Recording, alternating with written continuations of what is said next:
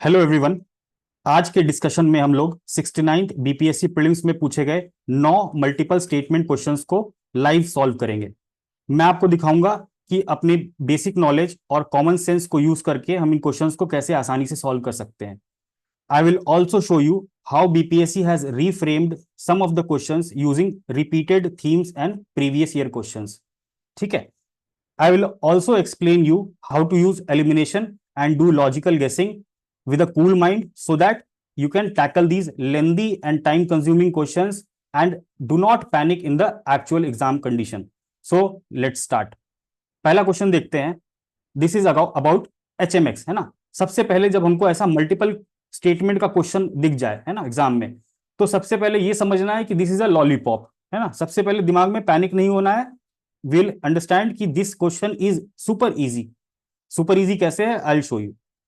What is are the forms, full form of HMX? क्या पूछ रहा है? Full form of HMX। HMX हमको नहीं पता है। वैसे तो ये घटना चक्र का प्रीवियस ईयर क्वेश्चन है। अगर आप घटना चक्र सॉल्व करोगे साइंस वाला, यू विल गेट एक्सप्लोसिव्स का एक चैप्टर है, उसमें उसमें आपको HMX के बारे में रेफरेंस मिल जाएगा। ठीक है। बट स्टिल अगर हमको कुछ भी नहीं पता है ना, तो हम कैसे सोचेंगे, कैसे अप्रोच करेंगे? फुल फॉर्म पूछ रहा है HMX का। High melting explosive, high density mono atomic xenon, मतलब ये सम गैस, है ना। Xenon is a gas, monoatomic gas. ठीक है। ये एक्सप्लोसिव है ना। हेज मॉनिटाइजिंग जेनो करेंसी, है ना। अभी यहां पर हमको इतने कीवर्ड्स पे ध्यान नहीं देना, जस्ट यहां पर देखो करेंसी है, ये जेनॉन है, मतलब दिस इज अ गैस, ये एक्सप्लोसिव है, और हर मेजेस्टीज एक्सप्लोसिव। इस क्वेश्चन को सोचने का कई तरीका है ना, अलग अलग तरीके से आप सोच सकते थे। पहला तरीका यह है कि सीधे हम ऑप्शंस पे जाते और कॉम्बिनेशंस को देखते, 1 और 2, है ना। 1 इज एक्सप्लोसिव, 2 इज गैस। होगा क्या? पॉसिबल नहीं होगा। ठीक है। 1 इज एक्सप्लोसिव, 1 इज गैस। अगर कोई भी फुल फॉर्म है, लेट से अगर मैं पूछूं कि आपसे बीपीएससी का फुल फॉर्म क्या है ना, तो आप क्या बोलोगे? Bihar public service commission. और नीचे लिख दो कि बेगूसराय पब्लिक सर्विस कमीशन, है ना। तो आप क्या बोलोगे? नहीं नहीं सर, इसका तो एक ही फुल फॉर्म होगा बीपीएससी का। और बीपीएससी ने अगर ये क्वेश्चन पूछा है, अगर हम किसी से कोई फुल फॉर्म पूछते हैं तो किसी एक कंटेक्स्ट में पूछते हैं ना। मैं बोलूं पीएमओ, पीएमओ का फुल फॉर्म बताना, तो आप क्या बोलोगे? प्राइम मिनिस्टर्स ऑफिस, है ना, because it is asked in the context of polity. ठीक है। तो सिमिलरली सबसे इंपॉर्टेंट लॉजिक क्या था इसमें कि अगर किसी चीज का फुल फॉर्म होगा तो वो सिर्फ एक ही होगा। ठीक है। और यहां पर हमको सिर्फ एक ऑप्शन ढूंढना था जिसमें एक था, है ना। It is only one, high melting explosive. और HMX, RDX, है ना, यू मस्ट हैव अंडरस्टूड, जो थोड़ा बहुत भी पढ़ के गए हैं, है ना, those who have solved previous year question, they might at least get that कि ये एक्सप्लोसिव ही होना चाहिए, है ना। सो एक ही एक्सप्लोसिव है तो उसका दो नाम कैसे होगा? 1 और 4। क्लियर? सो अगर हम इस दो ऑप्शन तक भी पहुंच जाते हैं तो हमारे पास क्या बचता है? 1 और 4, 1 एक्सप्लोसिव है। ठीक है। ऑप्शन में एक्सप्लोसिव है 1, 1 और 4 इज ऑल्सो एक्सप्लोसिव। ठीक है। So we can eliminate these two because 1 और 2 का कॉम्बिनेशन क्या है? एक्सप्लोसिव और गैस। 2 और 3 का कॉम्बिनेशन क्या है? Gas plus currency. So BPSC will not ask, है ना, टू वेरी डिफरेंट थिंग्स। किसी चीज का फुल फॉर्म, जैसे मैंने पूछा ब्रिक्स का फुल फॉर्म बता दो, सो आप कोई भी कंट्री का नाम फिट करके यहां पर नहीं बोल सकते ना। ब्रिक्स का एक पर्टिकुलर रेफरेंस है ना, कि it is used in particular terms of some country, है ना, दीज 5 कंट्रीज। सो सिमिलरली अगर किसी चीज का फुल फॉर्म, एब्रिविएशन अगर बताना हो तो विल हैव 2 ऑप्शंस हियर, है ना। क्लियरली यहां पर हमको दिख जाएगा कि इट्स रिलेटेड टू एक्सप्लोसिव, है ना। एक्सप्लोसिव का ऑप्शन देखा यहां पर 1 और 4। अब यहां पर आप सोचते हैं कि इस एक्सप्लोसिव का एक ही नाम होगा ना, दो नाम कैसे हो सकते हैं? ठीक है। So answer was C, 1 only. और इन जनरल इतना दिमाग नहीं भी लगाना है, तो सिंपल सा ये लॉजिक था कि किसी भी एब्रीविएशन का एक ही फुल फॉर्म होगा किसी पर्टिकुलर कंटेक्स्ट में। So only 1 was the correct answer. BPSC में बहुत लोगों ने क्लेम किया इसको, ठीक है, बट बीपीएससी ने क्या आंसर दिया था? Full form of HMX is high melting explosive, it's chemical composition. जो ये एक्सप्लोसिव है इसका बहुत सारा केमिकल कंपोजिशन होता है। ठीक है। कोई भी बॉम्ब बना रहे हैं तो आप उसमें लाइक डिफरेंट कंपोजिशन हो सकता है केमिकल का। You can give any name to HMX, है ना। बीपीएससी बहुत बच्चों ने दिया था कि ये सर ये होगा, ये होगा, ये भी होगा, है ना। But you can give any name to HMX, this does not change its basic character. ठीक है। बीपीएससी ने देखो हाईलाइट करके दिया है अपने आंसर की में। सो थिंकिंग हमको कैसे रखनी है? जो फुल लेंथ, ये जो मल्टीपल स्टेटमेंट वाले क्वेश्चन हैं, we have to use plain logic, है ना। प्लेन लॉजिक का यूज करेंगे, अपना कॉमन सेंस यूज करेंगे। ठीक है। Moving to the next question. This is a scheme which is very popular, है ना। स्वामित्व स्कीम अगर किसी ने ढंग से पढ़ा होगा साल भर, तो उसने स्वामित्व स्कीम सुना ही होगा, ठीक है, जिसने सीरियसली प्रिपेयर किया होगा उसने स्वामित्व स्कीम कभी ना कभी सुना होगा। अब जब हमने ये जब इतने सारे स्टेटमेंट्स दिख रहे हैं, है ना, और यहां पूछ रहा है which of the above statements are incorrect. सबसे पहली बात, जब क्वेश्चन को हम पढ़ें तो सबसे पहले अंडरलाइन कर लेना कि पूछ क्या रहा है, एकदम क्लियरली अंडरलाइन कर लें अपने पेपर में, which of the above statements are incorrect पूछ रहा है ना, इनकरेक्ट, ठीक है। ऐसे मल्टीपल स्टेटमेंट क्वेश्चंस में आपको दिख रहा है CORS, है ना, something cross origin resource sharing, हमको बिल्कुल नहीं डरना है इसको देख के, बिल्कुल भी नहीं डरना है। ये क्वेश्चन बिल्कुल बेसिक चीज जो स्कीम की है वहां से हम निकाल के लेके आएंगे। अभी देखो, आप स्टेटमेंट पढ़ना शुरू करेंगे और ऑप्शंस पे आएंगे, एलिमिनेट करना शुरू करेंगे। सबसे पहले देखते हैं पहला ही statement, it is a central sector scheme. हमको नहीं पता है कि सेक्टर है कि स्पॉन्सर्ड है, ठीक है, इतना भी नहीं पता है। अंडर क्या है, मिनिस्ट्री ऑफ माइंस। अब आप सोचो कि अगर किसी ने थोड़ा सा भी स्वामित्व के बारे में पढ़ा होगा या सुना होगा, उसको एटलीस्ट ये तो क्लिक कर जाएगा कि ये मिनिस्ट्री ऑफ माइंस की स्कीम नहीं है, ये तो क्या हो सकता है, मिनिस्ट्री ऑफ पंचायती राज की स्कीम होगी या तो मिनिस्ट्री ऑफ रूरल डेवलपमेंट की स्कीम होगी। दो ही मिनिस्ट्री पॉसिबल है, माइंस तो पॉसिबल ही नहीं है, ठीक है। हर ने सबने सुना होगा कि स्वामित्व स्कीम, ड्रोन से हम क्या करेंगे, लैंड का सर्वे करेंगे, है ना, इतना तो बेसिक समझ में आया ही होगा, किसी ना किसी तरीके से कहीं ना कहीं से सुना ही होगा। अगर वो विलेज में ड्रोन से सर्वे करेंगे, लैंड का सर्वे करेंगे, तो land generally falls under which ministry, Panchayati Raj में होगा या तो रूरल डेवलपमेंट में होगा, ठीक है। एटलीस्ट इतनी भी बेसिक नॉलेज होती और ये सब टेक्निकल चीजें नहीं पता होती, then also we could say ये मिनिस्ट्री ऑफ माइंस तो नहीं है, सेक्टर स्पॉन्सर्ड ये भी पता नहीं होना था, हमको सिर्फ ये पता होना था कि मिनिस्ट्री किसकी है, कौन सी मिनिस्ट्री है, ठीक है। सो दिस स्टेटमेंट इज रॉन्ग। अब जैसे ही पहला स्टेटमेंट रॉन्ग मिल गया, हम सीधे इनकरेक्ट पूछ रहा है तो हम सीधे यहां आएंगे और देखेंगे कि वन किस में है, वन इसमें है, वन इसमें है। दो ऑप्शन आपका यहां पर एलिमिनेट हो गया, ठीक है, ये दो एलिमिनेट हो गया, बचा क्या, बी और डी। बी और डी बचा। अब यहां देखो बी और डी में क्या चीज कॉमन है, 1 and 3, 1 and 4, यहां पर वन कॉमन है, ठीक है, वन तो गलत है ही है। अब हमको चेक क्या करना है, 3 और 4, क्योंकि हमारे पास दो ही ऑप्शन बचे हैं और 3 और 4 चेक करना है। टू का कोई लेना देना ही नहीं है, हमको इतना बड़ा स्टेटमेंट पढ़ के अपना 10 सेकेंड वेस्ट नहीं करना है, ठीक है। We don't have to read, ये हुआ how do you cut short your time, है ना, कि बहुत बच्चे इसमें ही उलझ के रह गए कि स्टेटमेंट पढ़ने लग गए, समझने लग गए, नहीं।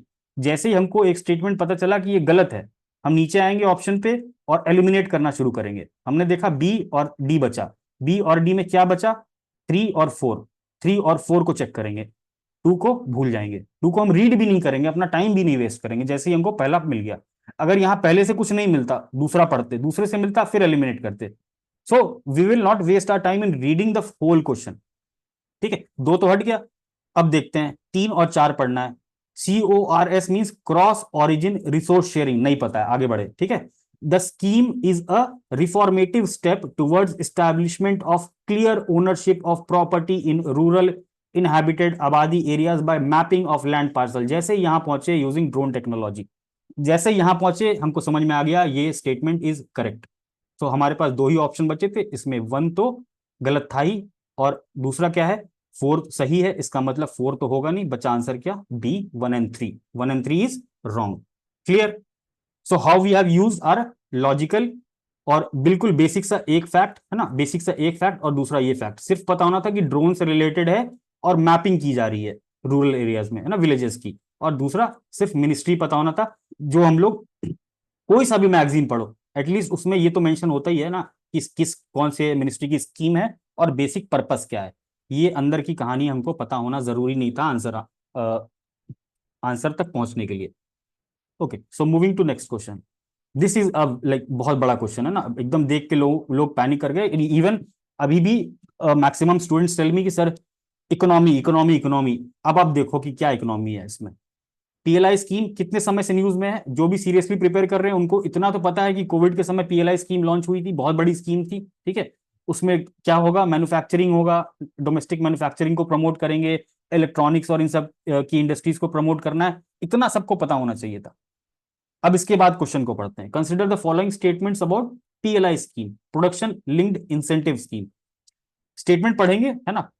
The scheme offers production linked incentive to boost domestic manufacturing and attract large scale investment in mobile phones manufacturing and simplified electronic components। अब मुझे ये स्टेटमेंट पढ़ के बताओ कि ये सही लग रहा है कि नहीं लग रहा है, if you know some of the basics, है ना।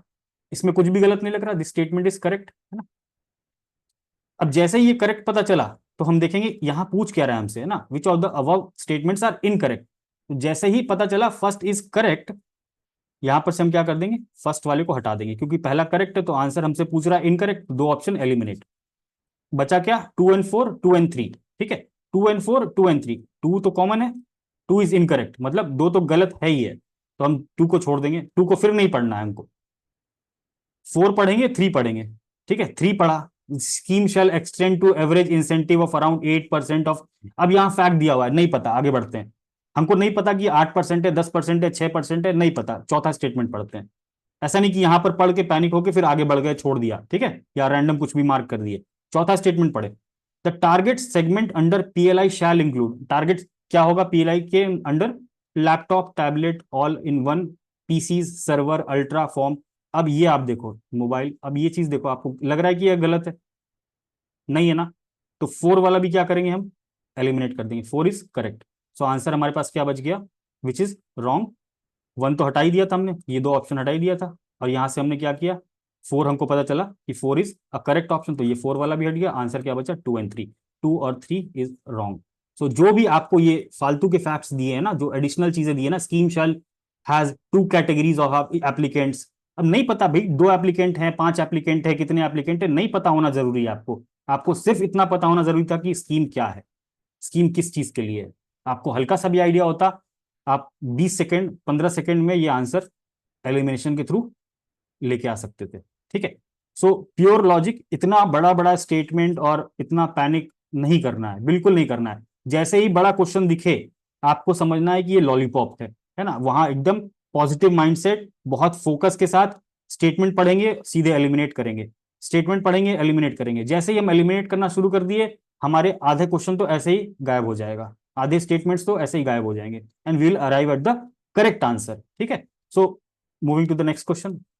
अब ये क्वेश्चन है, this is asking about the Emirates of UAE ना, यूएई के कौन कौन से एमिरेट्स हैं, 4 ऑप्शन दिया हुआ है, बहुत सारे नाम है, अजीब अजीब से नाम है, देख के वहां डर लग सकता है, ठीक है।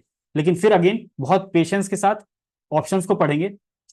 आबू धाबी, दुबई, शाहजहां, अजमान, दिस, ठीक है, पढ़ लिया। दुबई, शाहजहां, अजमान, जिद्दा, कुवैत। जैसे ही कुवैत पढ़ा, वैसे ही हमको दिमाग में क्या आएगा कि ये एक कंट्री है। कुवैत क्या है, एक अलग कंट्री है, यूएई क्या है, एक अलग कंट्री है ना। सो अगर एमिरेट्स ऑफ यूएई पूछ रहा है तो उसमें दूसरे कंट्री का नाम क्या कर रहा है, so this option is wrong, है ना, ये एमिरेट्स ऑफ यूएई नहीं है ना। एटलीस्ट आपको बेसिक मैप का पता होना चाहिए कि कंट्री मिडिल ईस्ट में कौन कौन सी है, ठीक है, कंट्रीज पता होनी चाहिए कि UAE is a country, Saudi Arabia is a country, ठीक है। अब यहाँ थर्ड ऑप्शन देखते हैं, ये तो हट गया, Kuwait is a country, Bahrain is also a country, है ना। अगर आप देखोगे मैप तो बहरेन भी अलग कंट्री है, यूएई अलग कंट्री है, कुवैत अलग कंट्री है, सऊदी अरेबिया अलग कंट्री है, ठीक है। सो यहां से कुछ नहीं करना था, आपको सिर्फ कंट्री का नाम आइडेंटिफाई करना था। बीपीएससी आपसे क्या समझना चाह रहा है कि क्या आपको पता है क्या कि कितनी कौन कौन सी कंट्री है, क्या आप कंट्री का नाम जानते हो, उसका कैपिटल का नाम जानते हो क्या, सिर्फ इतना सा आपसे पूछ रहा ना। आपसे नहीं जानने की कोशिश कर रहा है कि आपको एक एक एमिरेट याद है कि नहीं, आपसे सिर्फ पूछ रहा है कि आप ये जो मिडिल ईस्ट में कंट्रीज हैं, आपको कंट्री पता है कि कंट्री है भी कि नहीं है ये इन नामों में से। ये बहरेन एक कंट्री है, कुवैत एक कंट्री है, रियाद, रियाद किसका कैपिटल है, सऊदी अरेबिया का। जैसे ही सऊदी अरेबिया आया ये भी ऑप्शन खत्म, ये यूएई का एमिरेट तो नहीं होगा। यहां देखते हैं फिर बहरेन, कुवैत, तो ये भी ऑप्शन गलत, क्या मिला, एक ही ऑप्शन बचा, A. So see how we have eliminated with our common knowledge, common understanding, कि सिर्फ इतना पता होना था कि कंट्री के नाम कौन से है ना, यूएई कंट्री है, सऊदी अरेबिया कंट्री है, बहरेन कंट्री है, ठीक है, सिर्फ यहां पर से वो आइडेंटिफाई करना था, बाकी नाम हमको जानने की जरूरत ही नहीं है, ठीक है। सो बीपीएससी क्या आपका माइंडसेट जानना चाह रहा है, आप यहां से समझो कि आपको कंट्री का नाम पता होना चाहिए, आपको बेसिक पता होना चाहिए कि हाँ इस रीजन में ये कंट्रीज हैं। Clear. Moving to the next question. Which of the following statement regarding, consider the following statement regarding White House. अब यहां देखो फैक्ट है, फैक्ट है ना, नहीं पता, आपको पैनिक नहीं होना है, बिल्कुल। स्टार्ट करेंगे हम लोग कैसे, पहला स्टेटमेंट रीड किया, address of the white house is 1800 Pennsylvania Avenue, नहीं पता, आगे बढ़ते हैं, ठीक है, हमको नहीं पता 1800 पेंसिल्वेनिया एवेन्यू है या वॉशिंगटन डीसी में है या कहाँ है, नहीं पता, ठीक है, आगे बढ़ते हैं। व्हाइट हाउस सबको थोड़ा बहुत लॉजिक से पता है, या कहीं ना कहीं पढ़े होगे, सुने होगे कि व्हाइट हाउस में क्या है, यूएस प्रेसिडेंट का घर है और ऑफिस है, ठीक है, इतना तो पता है। It is the official residence and work place of the president of USA. ठीक है, अब जैसे ही पता चला मेरे को कि ये क्वेश्चन सही है, हम सीधे ऑप्शन पाएंगे, फिर एलिमिनेट करेंगे। और यहां पूछा क्या, which of the above statements are correct. Correct incorrect को बहुत एकदम लाइक फोकस के साथ जैसे ही पेपर में पढ़े वहां पर हाईलाइट कर लें। करेक्ट पूछ रहा है, इनकरेक्ट पूछ रहा है, इसमें कंफ्यूज नहीं होना है, बिल्कुल फोकस के साथ क्वेश्चन को सही से पढ़ेंगे। टू सही है ना, इसका मतलब ऑप्शन में टू होना चाहिए आपके। 1 3 4 टू है इसमें, नहीं है, हटा दो, एलिमिनेट। अभी हम सिर्फ दो ही स्टेटमेंट पढ़े हैं, एक ऑप्शन एलिमिनेट हो गया, टू सही है। ठीक है, इसका मतलब टू होना चाहिए, तो ये वाले में टू है, ये बच गया। ओनली 3 and 4 इसमें टू है, हमको टू पता है सही है, और यहां सही पूछ रहा है, तो इसमें टू नहीं था तो ये एलिमिनेट कर दिया। तो ओनली 3 and 4 इसमें भी टू नहीं है, इसका मतलब ये भी ऑप्शन नहीं हो सकता। दो ऑप्शन हमने दो स्टेटमेंट पढ़ के एलिमिनेट कर दिया। थर्ड पढ़ा हमने, अब बचा हमारे पास क्या, 2 and 3, 2 3 4। अब यहां से क्या समझ में आ रहा है, 2 and 3 कॉमन है, 2 and 3 कॉमन है, मतलब 2 and 3 तो सही है। ठीक है, तो 3 पढ़ने की हमको जरूरत है, नहीं पढ़ने की जरूरत है बिल्कुल, 3 पढ़ने की जरूरत ही नहीं है, क्योंकि ऑप्शन जो दो बच रहा है हमारे पास 2 3 इसमें से 2 3 तो सही है, क्योंकि ऑप्शन ही वही है, दो बचा हमारे पास। अब हम सिर्फ चेक करेंगे फोर्थ वाले को। It is a symbol of American democracy. America की डेमोक्रेसी का ये सिंबल है व्हाइट हाउस। हमारे इंडियन डेमोक्रेसी का सिंबल क्या है, राष्ट्रपति भवन। ठीक है, सिमिलरली यूएस के डेमोक्रेसी का सिंबल क्या है, व्हाइट हाउस, है ना, जहां प्रेसिडेंट का ऑफिशियल रेसिडेंस है और वर्क प्लेस है। सो जैसे ही हमने ये दो स्टेटमेंट को पहचाना, और ये दो स्टेटमेंट क्या है, बहुत बेसिक सी चीज है। अगर आप लाइक 1 2 साल तैयारी की हो तो आपको ये बात पता होनी ही चाहिए, है ना, इसमें कोई मतलब उसमें कोई गुंजाइश है ही नहीं, आपने कहीं ना कहीं सुना ही होगा, कहीं ना कहीं पढ़ा ही होगा। ठीक है, सो हमसे पूछना अभी भी क्या चाह रहा था, सिर्फ दो बेसिक फैक्ट, इसकी जरूरत ही नहीं थी, इसकी जरूरत ही नहीं थी। ये सिर्फ आपका ये टेस्ट करने की कोशिश कर रहा है कि क्या आप बेसिक नॉलेज से आंसर तक आ सकते हो कि नहीं। अगेन 15 से 20 सेकंड, 15 से 20 सेकंड का क्वेश्चन, और आपसे ये एक्सपेक्ट ही नहीं कर रहा कि आपको ये सब चीजें पता हो। So we have clearly got the answer. Again यहां पर बीपीएससी ने ये एक्सप्लेनेशन दिया था, you can read this. So just see कि जो भी मल्टीपल स्टेटमेंट क्वेश्चंस हैं, दोज आर लॉलीपॉप्स, है ना, लॉलीपॉप्स। सिर्फ हमको क्या करना है, जैसे ही क्वेश्चन दिखे स्टेटमेंट पढ़ना शुरू करना है, पैनिक बिल्कुल नहीं करना, नहीं पता ये डाटा फैक्ट, आगे बढ़ो, दूसरा स्टेटमेंट पढ़ो। जैसे ही पता चला कि ये सही है, और यहां उससे पहले करेक्ट पूछ रहा है, इनकरेक्ट पूछ रहा है ना, ये करेक्ट मिल गया। अगर इनकरेक्ट बोलता तो ये हमको नहीं पता, ये नहीं पता, ये नहीं पता, हम इनकरेक्ट को देखते, जैसे हम पिछले वाले क्वेश्चंस में देखा हमने। सो यहां पर जैसे ही हमको पता चला कि ये करेक्ट है, वैसे ही नीचे आएंगे, एलिमिनेट करेंगे। एलिमिनेट करके दो ऑप्शंस बचा, दो ऑप्शन में देखेंगे 2 and 3 दोनों में, इसका मतलब ये दोनों क्या है, करेक्ट है। और फिर सिर्फ चौथा वाला देखेंगे, ये भी करेक्ट है, इसका मतलब आंसर इज डी, 2 3 and 4। हमको नहीं जानने की जरूरत थी कि ये फैक्ट और ये फैक्ट हमको बिल्कुल जानने की जरूरत नहीं थी, ना बीपीएससी हमसे एक्सपेक्ट कर रहा है। सो अगर आपको कोई डरा रहा है ना, अगर आपको कोई कोचिंग इंस्टीट्यूट डरा रहा है, या कोई कोई यूट्यूबर डरा रहा है, तो प्लीज इस ट्रैप में ना फंसे। ठीक है, अब ये बेसिक सा क्वेश्चन है ना, ये ज्योग्राफी का क्वेश्चन है, बट स्टिल मैं बोल रहा हूं कि कुछ भी नहीं पता, आप एक पढ़े लिखे इंसान है, आप like you are staying in this environment, है ना, बचपन से आप गर्मी सर्दी देख रहे हैं। ठीक है, न्यूज़पेपर पढ़ते हैं, हीट वेव कब डिक्लेयर होता है, कितने टेम्परेचर पे होता है, हमको जानने की जरूरत नहीं है, बस कॉमन सेंस यूज करते हैं। देखो आप, consider the following statement regarding heat wave. Heat wave के रिगार्डिंग ये दो स्टेटमेंट दिया हुआ है। अब यहां पर पहला स्टेटमेंट पढ़ते हैं, है ना, which of the statements is are correct. Correct पूछ रहा है, यहां पहले हाईलाइट कर लेंगे ना, पूछ क्या रहा है, ये पढ़ा, और उसके बाद सीधे पूछेंगे कि पूछ क्या रहा है ना, और यहां पर ये मार्क कर लेंगे, हाईलाइट कर लो, बॉक्स कर लो ना, ताकि हम गलती ना करें इस चीज में, करेक्ट इनकरेक्ट में। पहला स्टेटमेंट पढ़ते हैं, heat wave is considered if the maximum temperature of a station reaches at least, कम से कम 30 डिग्री और मोर फॉर प्लेन्स।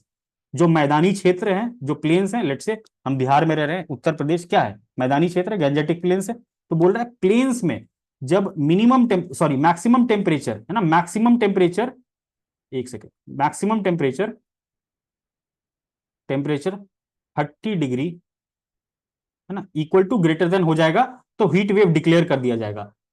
अब आपको कितना कॉमन सेंस लगाना था, आप ये सोचो कि जब गर्मी आती है मई जून में, तो आप देखते होगे टेम्परेचर कितना जाता है, 40 डिग्री, 42 डिग्री, 45 डिग्री, ये नॉर्मल टेम्परेचर है गर्मी के समय में, जून जुलाई, मई जून जुलाई में। तो क्या हीट वेव डिक्लेयर होता है क्या, बेसिक सा कॉमन सेंस लगाना था कि 30 बोल रहा है कि मैक्सिमम टेम्परेचर जैसे ही 30 डिग्री से ऊपर गया प्लेन के एरिया में, मैदानी क्षेत्र में, वैसे ही हीट वेव डिक्लेयर कर दिया जाएगा। नो, 30 डिग्री तो बहुत कॉमन है। आज के अगर अगर आप आज के दोपहर का टेम्परेचर देखो तो भी 30 डिग्री मिल जाएगा आपको in a normal sunny day. So this statement is wrong. दूसरा स्टेटमेंट बोल रहा है heat wave is considered if the maximum temperature of a station reaches at least, कम से कम कितना, 40 डिग्री से ज्यादा। अब 40 डिग्री कहां पर बोल रहा है, हिली एरिया, पहाड़ में बोल रहा है 40 डिग्री से ऊपर जाएगा तो हीट वेव डिक्लेयर किया जाएगा। Don't you think it should be lesser in hill area और more in plain area? So this and this was interchanged by BPSC. बिल्कुल कॉमन सेंस लगाना कि पहाड़ है ना, आप कहीं किसी भी हिल स्टेशन पे जाते हो, अब 40 डिग्री का आप टेम्परेचर सोचो ना, आप गर्मी में रहते हो ना, मई जून जुलाई जब गर्मी आती है, यू सी कितना टेम्परेचर चलता है। क्या 40 डिग्री टेम्परेचर जब हिल में हो जाएगा तो हीट वेव डिक्लेयर किया जाएगा कि कम, उससे कम टेम्परेचर हिल में होना चाहिए? सो आंसर वॉज नाइदर वन और टू। सो क्लियरली एकदम बेसिक लॉजिक यूज करेंगे ना, अगर नहीं भी पता हो तो एक बार स्टेटमेंट पढ़ा, ढंग से समझा, कुछ नहीं करना था इसमें, अपनी इंग्लिश लैंग्वेज का यूज करना था, समझे कि क्या बोलना चाह रहा है और अपना बेसिक अंडरस्टैंडिंग यूज किए, and then we could have eliminated these two statements and we can arrive at the right answer, neither one and two, because clearly दिख रहा है ना कि ये गलत है। प्लेन में क्या हुआ, 30 डिग्री तो पॉसिबल ही नहीं है ना, 30 डिग्री में तो फिर आज के डेट में भी हीट वेव डिक्लेयर हो जाए, बट ऐसा नहीं है।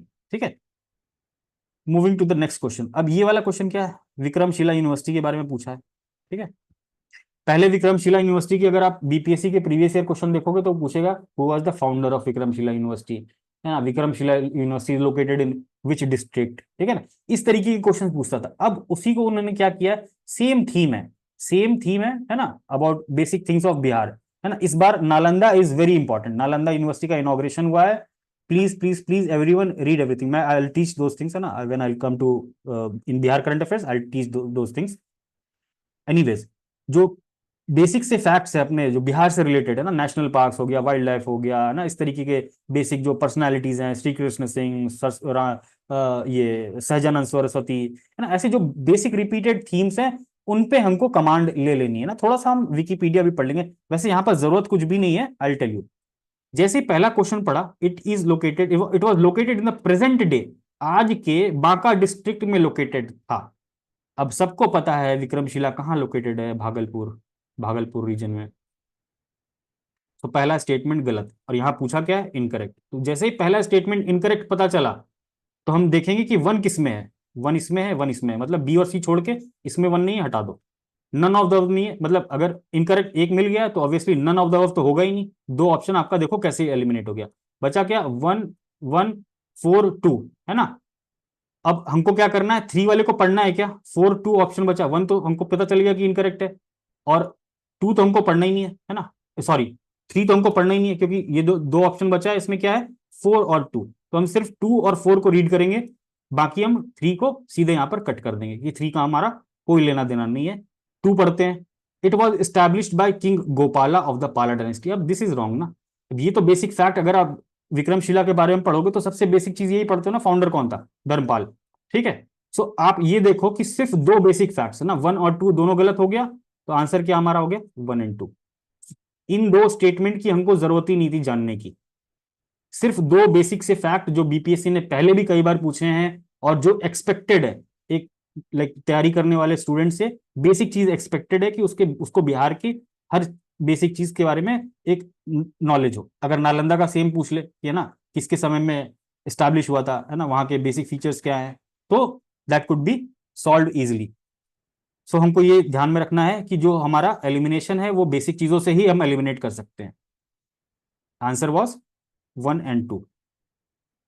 नेक्स्ट अगेन देखो, लेक विक्टोरिया, देख के हाथ पैर फूल सकते हैं लोगों के, बट स्टिल मैं आपको बताता हूं कि इसमें कितना सा बेसिक फैक्ट आपसे पूछा गया था और कैसे आप लॉजिक से इसके स्टेटमेंट पे पहुंच सकते थे। ठीक है, consider the following statement, lake Victoria is the third largest fresh water lake in the world by service area. Third largest है ना। सो नहीं पता है, आगे बढ़ते हैं, मतलब पता होना चाहिए वैसे तो, है ना, जो मेजर लेक्स हैं, है ना, जो जो आप वर्ल्ड ज्योग्राफी वाला घटना चक्र सॉल्व करोगे उसमें ये सारी चीजें मेंशन है ना, कि वर्ल्ड का लार्जेस्ट फ्रेश वाटर लेक कौन सा है, सॉल्ट वाटर लेक कौन सा है ना, ग्रेट लेक्स कौन से हैं यूएस और कनाडा में। ठीक है, साउथ अमेरिका का सबसे बड़ा लेक कौन सा, लेक टिटिका का, है ना। इस तरीके के जितने लेक्स हैं सारा वहां पर मेंशन्ड है। तो इतना बेसिक आपको पता होना चाहिए था कि अफ्रीका का सबसे लार्जेस्ट लेक क्या है, लेक विक्टोरिया। अभी हम देखते हैं, ठीक है। पहला स्टेटमेंट नहीं भी पता कि थर्ड है, फर्स्ट है, सेकंड है, कुछ भी है, नहीं पता। सेकंड स्टेटमेंट में मूव किए, it is one of the great lakes of Africa. अब ये स्टेटमेंट आप पढ़ो, ये कितना जनरलाइज स्टेटमेंट है। लेक विक्टोरिया सबको पता है कहाँ है, it's in Africa. It is one of the great lakes of Africa, ये अफ्रीका का एक महान लेक है या बड़ा लेक है, इसका मतलब यही है ट्रांसलेशन में। तो हमको क्या समझ में आया कि this is correct, it is one of the great lakes of Africa. और यहां पूछा क्या, which of the above statements are incorrect. So two is correct, इसका मतलब जो हमारा सही आंसर होना चाहिए उसमें टू नहीं होना चाहिए। तो हम नीचे आएंगे, देखेंगे टू किसमें है, इसमें टू है, हटा दो, एलिमिनेट कर दो। टू इसमें है, इसको एलिमिनेट कर दो। हमको कुछ भी नहीं करना था, सिंपल एक स्टेटमेंट से हमने क्या किया, दो स्टेटमेंट पे पहुंच गए। अब यहां पर बचा क्या, थ्री थ्री। इसका मतलब क्या है कि थ्री भी इनकरेक्ट है ना। वन तो इनकरेक्ट है, ये सॉरी टू करेक्ट है, इसका मतलब ये एलिमिनेट हो गया, ठीक है। अब यहां पर दो ऑप्शंस बचे, अब इसमें थ्री थ्री कॉमन है, इसका मतलब थ्री तो इनकरेक्ट है, इसको पढ़ना ही नहीं है ना, इसको पढ़ना ही नहीं है, थ्री दोनों में कॉमन है, तो थ्री को हम पढ़ेंगे नहीं। बचा क्या, वन और फोर, वन और फोर, है ना। The only outflow from lake Victoria is Nile river. अब ये भी नहीं पता, तो हम एटलीस्ट दो ऑप्शन पे पहुंच चुके हैं, है ना, 50-50 एलिमिनेशन की स्टेज पे पहुंच चुके हैं। और हमारी प्रोबेबिलिटी, अगर हम अटेम्प्ट करें भी तो हमारी प्रोबेबिलिटी ज्यादा हो सकती है। यहां पर आपको सिर्फ बेसिक फैक्ट क्या पता होना था लेक विक्टोरिया के बारे में, this is the second largest, है ना, second largest fresh water lake in the world by surface area. तो हमेशा जो आपके लेक्स हैं, जो आपके आइलैंड्स हैं, है ना, जैसे पूछा जाए कि वर्ल्ड का लार्जेस्ट आइलैंड कौन सा है, वर्ल्ड का सेकंड लार्जेस्ट आइलैंड कौन सा है, वर्ल्ड का थर्ड लार्जेस्ट आइलैंड कौन सा है ना। जो जापान में अपने आइलैंड्स है ना, चार आइलैंड्स हैं, उनका सीक्वेंस क्या है ना, बड़े छोटे का।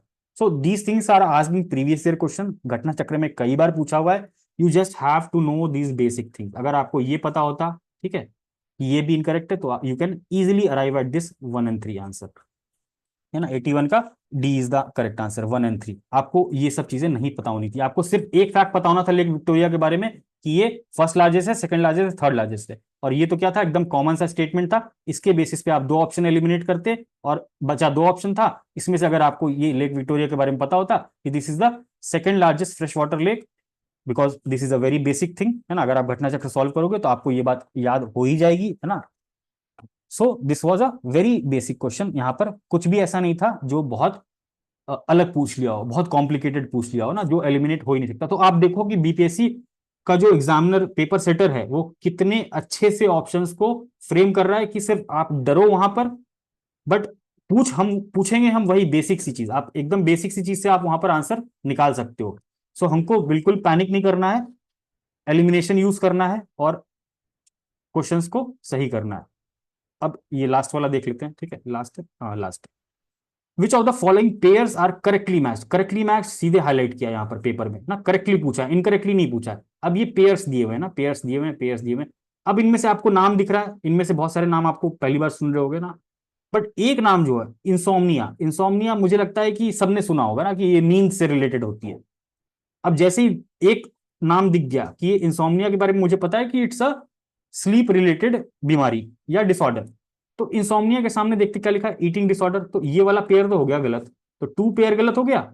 नीचे आओ, ठीक है, करेक्टली पूछा है तो टू तो गलत हो गया, तो इसका मतलब आंसर में क्या होना चाहिए, टू नहीं होना चाहिए, टू को हटा दो, ऑल ऑफ द अबव हटा दो, लो सी इज द आंसर। टू नहीं होना चाहिए आंसर में, तो टू वाला ऑप्शन हटा दिया। ऑल ऑफ द अबव है, इसमें टू है, इसका मतलब ये भी हटा दिया, बचा क्या, सी। ये हमको जानने की जरूरत ही नहीं, जानने की जरूरत ही नहीं, जानने की जरूरत ही नहीं। सिर्फ 5 second, 5 second. So I hope आप लोग को समझ में आ रहा होगा कि कितनी सिंपल सी चीजें जो प्रीवियस ईयर क्वेश्चंस में, ये प्रीवियस ईयर क्वेश्चन में मिल जाएगा आपको ना, जब बायोलॉजी का घटना चक्र सॉल्व करोगे, यू विल गेट दिस, है ना, दिस बीमारी के नाम। एटलीस्ट इंसोम्निया तो सुन ही लोगे वहां से पढ़ते पढ़ते। तो आपने देखा ना कि कितने बेसिक से क्वेश्चन है ना, कितना बेसिक सा फंडामेंटल कंसेप्ट जो हम पढ़ते हैं ना, नॉर्मली पढ़ते हैं, ये नॉर्मली जो प्रीवियस ईयर क्वेश्चन में है ना, ये भी प्रीवियस ईयर क्वेश्चन, ये भी प्रीवियस ईयर घटना चक्र का क्वेश्चन, है ना। हीट वेव नहीं पता था, but still we can use our common sense, जो हमारा हमारा हम जो जीते हैं ना, लाइक वी लिव है ना, we live in this environment, हम एक्सपीरियंस करते हैं ना उस चीज को, पेपर पढ़ते हैं, अवेयरनेस है उनको, टेम्परेचर कब क्या हो रहा है, common sense. White house again common sense, UAE common sense, सिर्फ कंट्री पता होनी थी कि कंट्री है कि नहीं है। पीएलआई स्कीम बेसिक सब पता होना चाहिए था, स्कीम का पर्पस क्या है। स्वामित्व स्कीम बेसिक मिनिस्ट्री क्या है ना।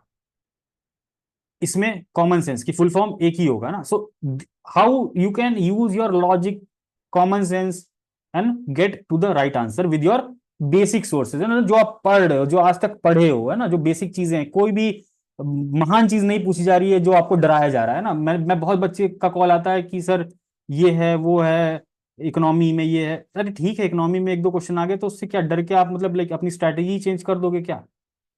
Okay, so this was all from this session. Okay, if you have if you want me to solve more questions like this in the upcoming sessions, please let me know in the comment box.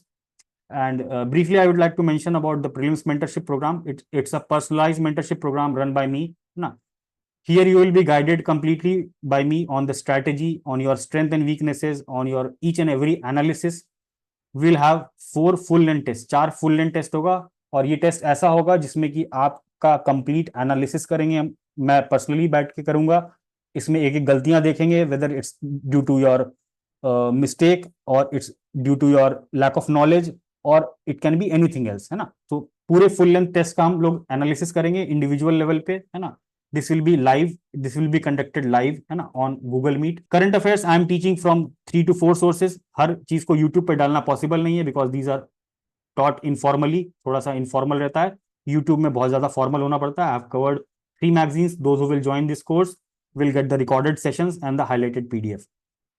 Other than this, each and every personal support will be there from my side. You can call me anytime, you can message me anytime to ask any of your silliest doubt ना। कोई सा भी आपको छोटा छोटा doubt भी आए, you can ask your personal support for me. There is limited seat left in this particular program. You can call me at this number and discuss your issues before joining this program. And finally, thank you everyone for watching this particular video. If you have liked the content, please like and subscribe to our channel.